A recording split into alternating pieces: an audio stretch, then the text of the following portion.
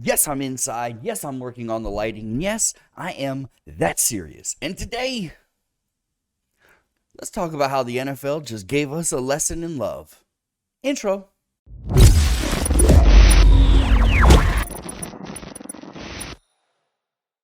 Today, I want to talk about relationships, right? And we just got an example of several different types of relationships and how love can manifest itself in a bunch of different ways. And we got some great examples that I think we could take a couple seconds to reflect on and see what kind of lessons we can take out of this. Now, normally, this isn't the kind of content I get into, but I was compelled when, after watching and reading a bunch of tweets about Swiss Beats, to really talk about what love means. And let's use the Super Bowl that just happened yesterday, or whenever you're watching this, it happened February 11th. It it had some great examples of what we could all strive for in our relationships. Now, what gives me the authority to speak on this, you might ask? Well, that's a very valid question, minus the fact that in today's society, I have done something that is sort of tough to accomplish. I have been in an 18-year relationship. I am currently married, and this is going on our 13th year of marriage. It is an incredible journey. I have gone through the ups and downs with it. Relationships are hard work, and that is a topic for a whole nother day. Today, I just want to give some examples of reinforcing what is a something you could take away and use in your everyday life to sort of build relationships. And this goes on to a lot of different things.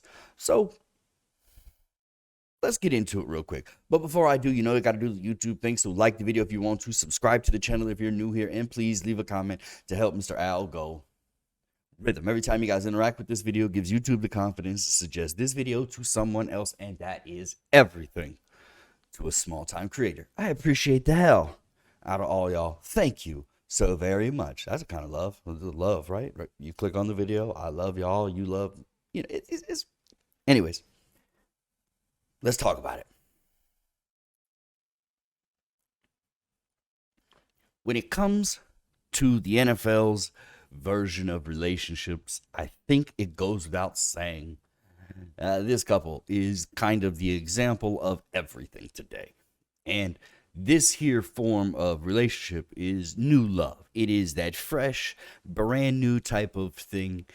And it's the best kind of love because it's so brand new.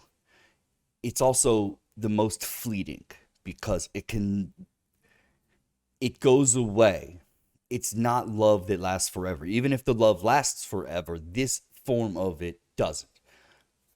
But if you've been in a long-term relationship, you can take things from this and extrapolate your own experience, right? So you can look at this kind of love and you see young love, brand new couple who is experiencing everything for the first time together, and that is exciting. It's always fresh. It feels brand new because it is every bit of it, right? The first time they eat a steak dinner, the first time they get wasted, the first time they win a Super Bowl together, right? These things are all first times, and that's always exciting. So what you could do if you've been in a long-term relationship is take that excitement of first time things and find some first time things to do in your relationship. Now, that's easier said than done, especially if you've been together, like say us with 18 years, where we have done everything. We've traveled, we've done it all. We've done the spectrum of things that you could do, but you can still find ways to be in something new. And sometimes that could be a negative, not a negative in the context of negative to your relationship, but a negative in life, right? So you're going through something. That can be something brand new that can kind of give a freshness to it because you guys can fight through something. This kind of love is, again, like I said, fleeting, but important. And it gives old people like me a chance to think and reflect on what those early times were like and what it was like to be in a brand new relationship. But that was just one example of the kinds of love that we were shown in the over the Super Bowl. The next one is a bit of a different one, right? It is what you would consider a long-term relationship. Swiss Beats and Alicia Keys are a power couple. They have dominated brands, they have dominated the charts, they have made hits. Swiss Beats, Alicia Keys have been together for a long time. They have a relationship built on love, trust, and power. They are equals in almost every way. Not one of them holds the weight or carries the candle. And that can be a very key thing, especially in a high powered relationship. When one person is dominating and controlling of the business side of life, or they're controlling the finances, that can lead to a burden. And unless that's handled correctly, it can be really tough. But in this case, these two people are equally powerful. That kind of power then leads for this to be okay. I know a lot of people saw this during the halftime show and thought, whoa, Usher, relax. But Swiss Beats is a different guy. He is not your average Joe. He is not worried about Usher. And if there's a guy to be worried about touching your lady in this manner, it is the most sexually charged man in the room, USHERRAYMOND. Right? These are just facts. This guy is an R&B icon, a voice that can literally move ovaries. We all see this, well, most regular people see this and instantly cringe. Like, how dare Usher disrespect a relationship? Nah, there is no disrespecting a relationship when it's that powerful. These little hands, this little touching, this little feeling means nothing. Do you see the rock on her finger? She is not worried. She is not concerned, and neither is Swiss Beats. And that is the kind of thing that everyone should strive for, where little things like this means nothing. These are two icons of entertainment controlling a stage and dominating the way they know how to do. And this whole thing, look at the reaction on Alicia's face. You know how much she is laughing? Because she has to play. And Usher is going out of his way to make her laugh because he is enjoying the moment. And again, Swiss Beats is not afraid because they have built a relationship of trust and power, and couples do this when they have reached the peak of dynamics where they work perfectly in sync together. They are a one unit. This means nothing. This is a silly thing done on a stage to make people laugh. It's just like when you and your friends go to the bar and you make a silly joke about your girlfriend or wife's best friend who does something stupid, right? You're insulting them or jibbing them or poking them. It's all in fun and games. This is exactly what's happening right here. This is the two friends having themselves a good time, enjoying the stage, playing it up, and knowing that they're making a moment. And that is what I think everyone should strive for in a relationship, is to get to a place where this silliness is overshadowed by this power. It's an incredible thing we need to talk about. And now the third form of love that we saw here on display by the NFL is, of course, Jason Kelce and his love for his brother. If you're unaware, Jason Kelce is an NFL player. He plays for a team called the Philadelphia Eagles. And in the NFL, loyalty is extreme. The fan bases are passionate. They are relentless. They believe that their fandom is more important than everyone else's. And when a guy like Jason Kelce, who is a key piece to the success of that Philadelphia Eagles and is at some points been considered the face of the Eagle team in the city of Philadelphia because he represents blue collar loyalty and grit.